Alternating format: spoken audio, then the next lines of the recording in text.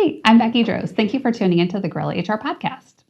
So according to the Pew Research Center, more than half of Americans in their 40s have a living parent that's age 65 or older and a child under 18 or a child over 18 that they're giving financial support to. Based on Bureau of Labor Statistics data, 90% of people in their 40s are also working full-time jobs. Many of my peers are in this category, and we are having a lot of conversations about those aging parents. I can remember as a kid visiting a facility and I thought it smelled bad and it was scary and it was gross, at least in my memory anyway. When I fast forward and think about several years ago when my grandmother moved into an independent living facility, it was amazing. They had so many activities. They had a chef, they had a salon, they had group fitness, they had so much to offer. The landscape for caring for seniors has definitely been changing. This can be hard to navigate, especially when you're working full-time. My guest today is Cindy Hall. The foundation of her career has been serving and caring for the emotional, mental, and spiritual well-being of others. She is a next-level senior advisor helping seniors and their families navigate the challenging process of finding the perfect senior living community. Let's talk to Cindy and find out, how did she even get into this business? Cindy, thank you so much for joining me today. Yeah, thank you for inviting me. This is fun. I hope so. Yeah. To start out, why don't you just tell us a little bit about what it is that you do? Mm-hmm. So, because I think it's a kind of cool story. Yeah. But anyway, when I moved down here from Virginia to the Charlotte area, I changed into the senior living industry. So, huge step of faith, but I listened to people that were some wise counsel and people that knew me.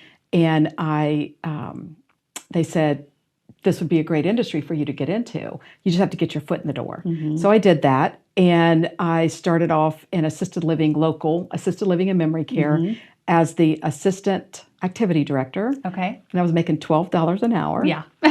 And I had not logged in hourly since I was in college, basically. Yep. So this was a huge step. But what that did for me was it allowed me to really learn senior living, what it's like to be in assisted living and memory care, what it's like for them to live there, what the communities are like.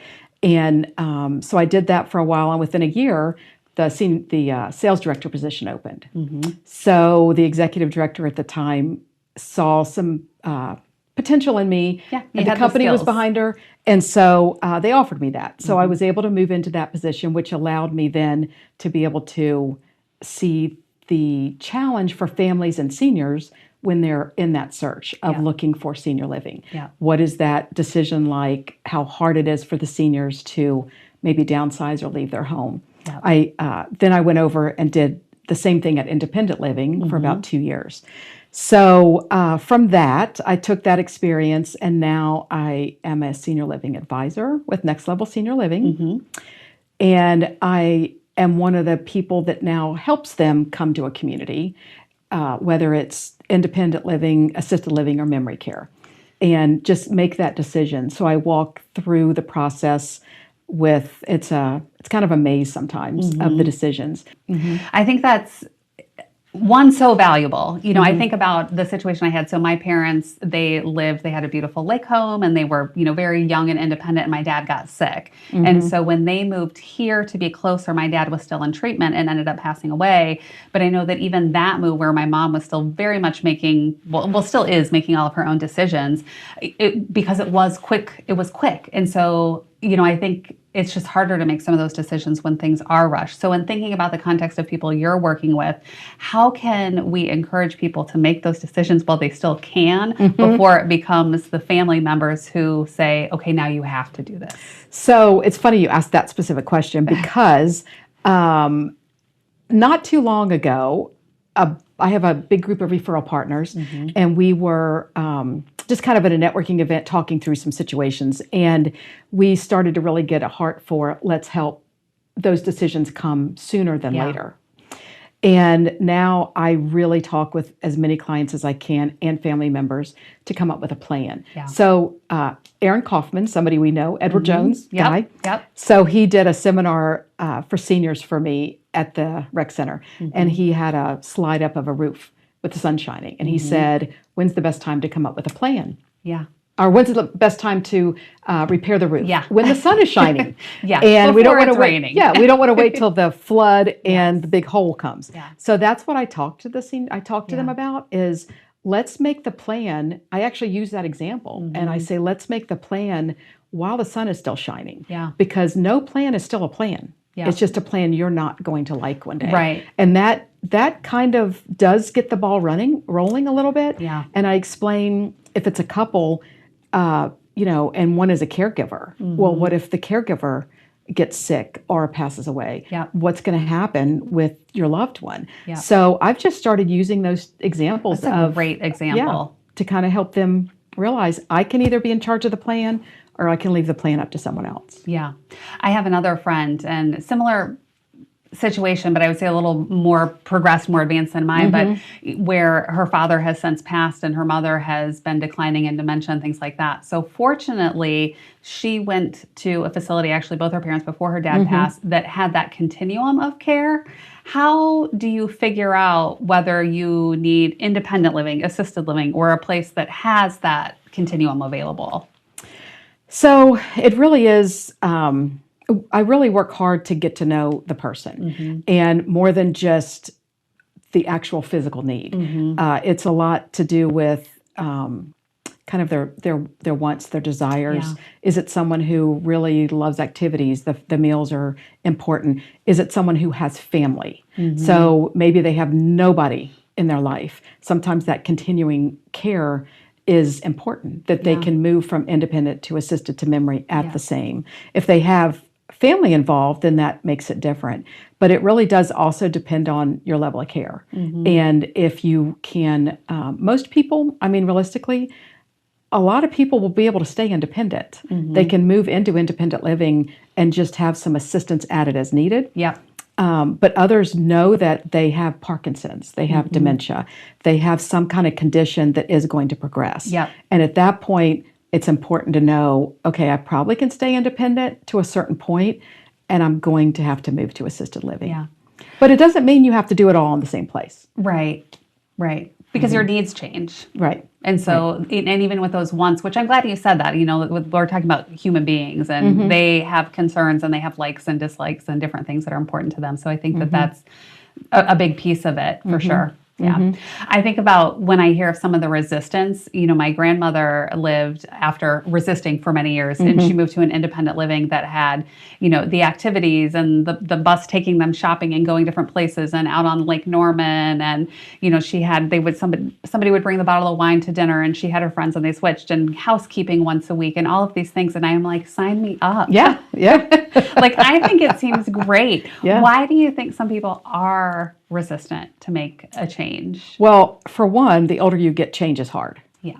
So we have all these files in our brain and it's all of our memories and all of those things and the change is hard.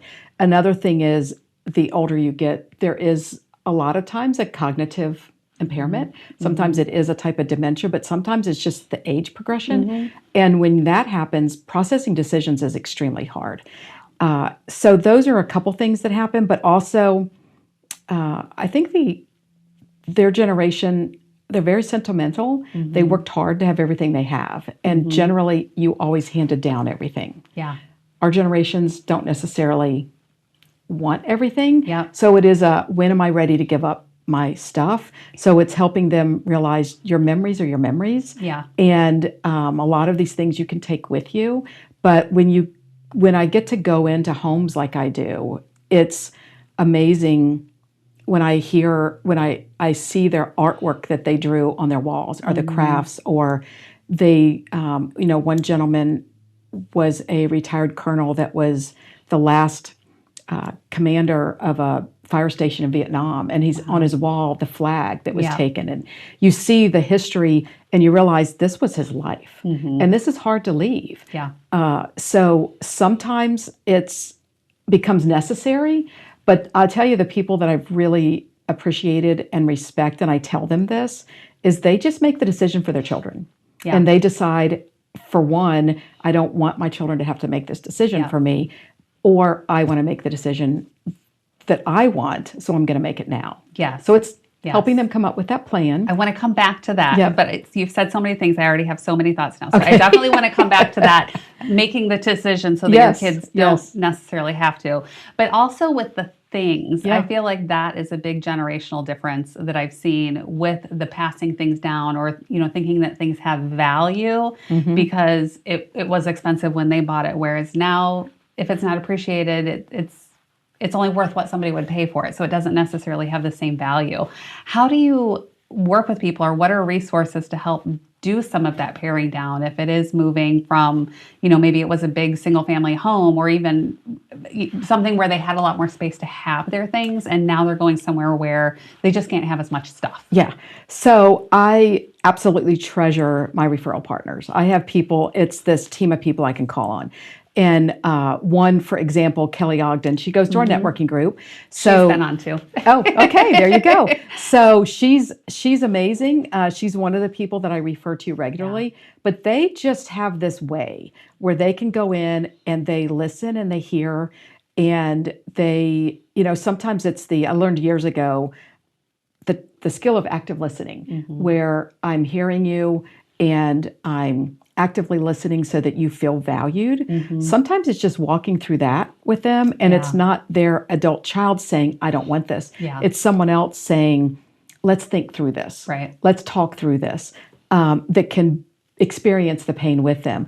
But they have, Kelly has a gift that I don't have. I do what I do. She does what she does. But there are people out there, she's my favorite, but there's other groups out there that do that, and they can help you put it in the right pile so that it goes to the right place. It's so funny. So I grew up in a military family, and I moved a lot growing up. And so my husband, went home to the house that he lived in from the time he was 2 until a few years ago when his parents sold it and moved. Yeah. And so he still has some of his childhood things, and I don't have the same collection of items. But it's funny because he'll say like, well, you just have to burn everything a few years, like burn it all and move on. And so it's just funny that even that difference. And I don't hold on to the things, and I value the experience and the memories more than the items. Yeah. Yeah. So I don't think there's a right or wrong, Yeah. but yes, it's hard. And I think they just need to hear you say, I know this is so hard. Yeah. We're going to sit here for a minute.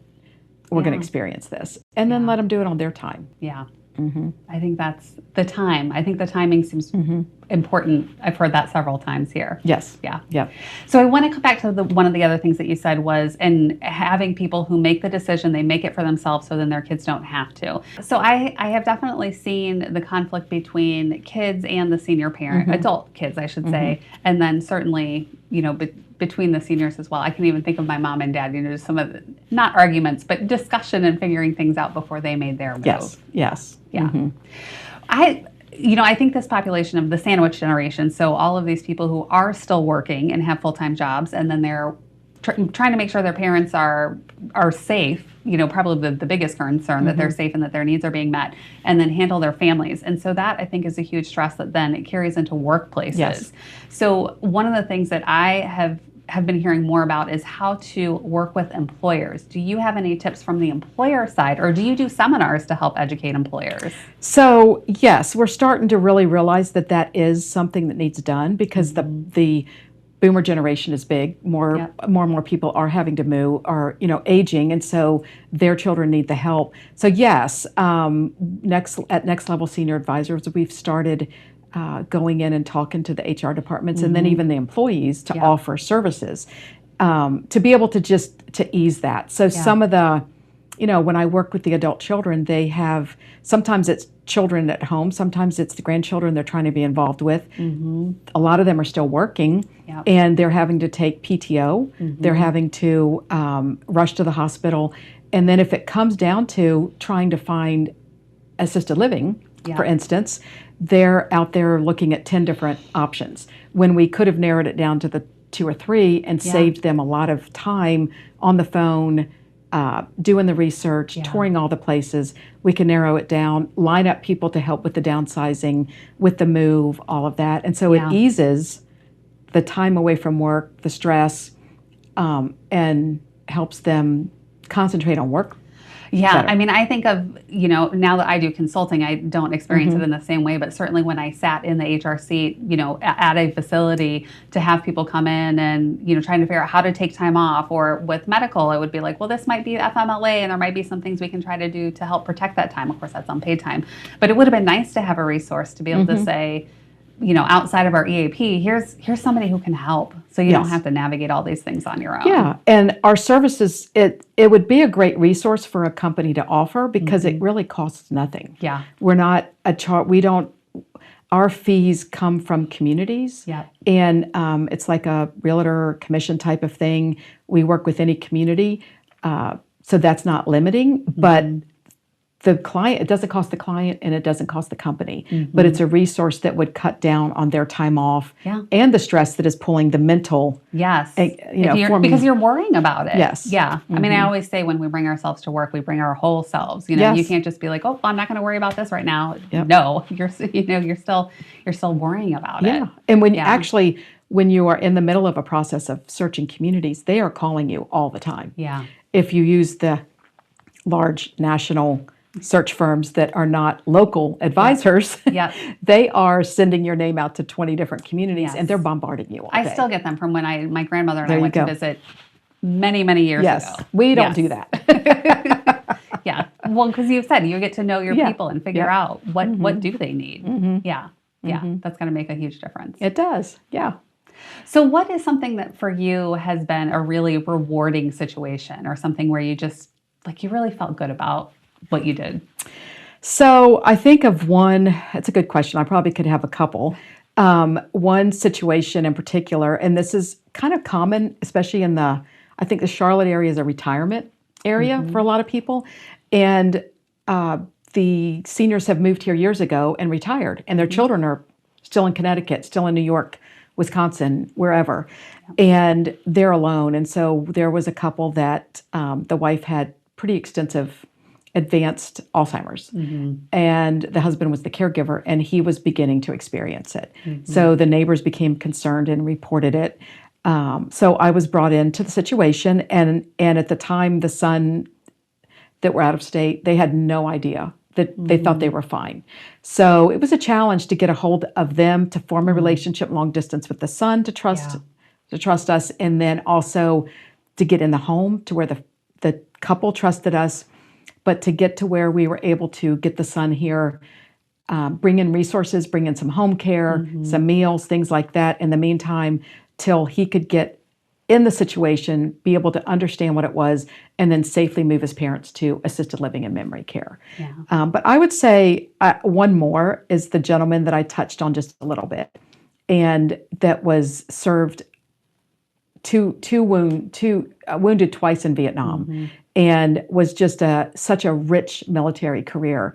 He also was worked under Reagan, and for 2 years briefed President Reagan every day from the military side. So just an amazing story in his home that I was able to see even, and was the caregiver for his wife with Parkinson's. But he was experiencing lung at the end of life from Agent Orange. So to be able to walk through with him and his children, to help him be able to get somewhere safe where they could spend their life with assistance before he passed away, and just walk through that process with the family, was probably something I'll never forget. But it was very rewarding, and I just felt honored to see that gentleman, till the end of his life in a safe way. Yeah. Thinking about what he had accomplished and all the risk that he had throughout his life, and then now to be in that situation. So to get him to a good, safe spot. Yeah, I can see that feeling good. Yeah. Okay, so last thing. We've talked about how important the plan is, right? Fix the roof when the sun is shining. So thinking about people kind of from different ages. So in my 40s, generally healthy, what kind of things do I need to be thinking about, even for myself now? And then as I get older, what does that planning look like? Or what are the things that I need to start thinking about, so that, hopefully many, many, many years from now, I'm not like, well, gosh, what do I do? Yeah. So this isn't exactly it, but I am going to throw in, because I'm in the stage of, I am working on my strength and I'm working on my balance because Yeah. I have seen what it does if you don't. So I'm just going to throw that out Yes. there, work on your strength. But besides that, in your 40s, you don't need to. But by the time you're 60, you really need to think about long-term care insurance. Yeah. It doesn't mean for everybody. Mhm. What I did was I went through my financial planner to see, did I really need it? Can I self support? Yeah. And possibly, but I wanted to make sure I could supplement whatever my income was going to be so that it wasn't going to be difficult. It wouldn't be a burden on my children, and that I could actually go to a quality facility or community at some point and not have to worry about that. So by the time the plans have changed so much. Some of the people I work with, they have these amazing plans that last forever, but they paid a lot, and then they changed and they weren't as good. And now they're pretty affordable, and you can do a little bit just to add into that supplemental, to supplement your income to make sure that you can get that quality care at home or if you were to move. So I would say for sure that, but just make sure you're starting now if you want to self provide, then start putting that money away that says there is going to be a day I may need some care, whether it's at home, and it's expensive. Yeah. The financial plan for retirement is not just what do I have for groceries? It's what does it look like for care as well, and what those living facilities, should they change, what might that look like? Yes. Yeah. Okay. Exactly. Perfect. Yeah. Well, Cindy, thank you so much. Yes, I appreciate it. Anything else you'd like to share with our viewers? I can think about that.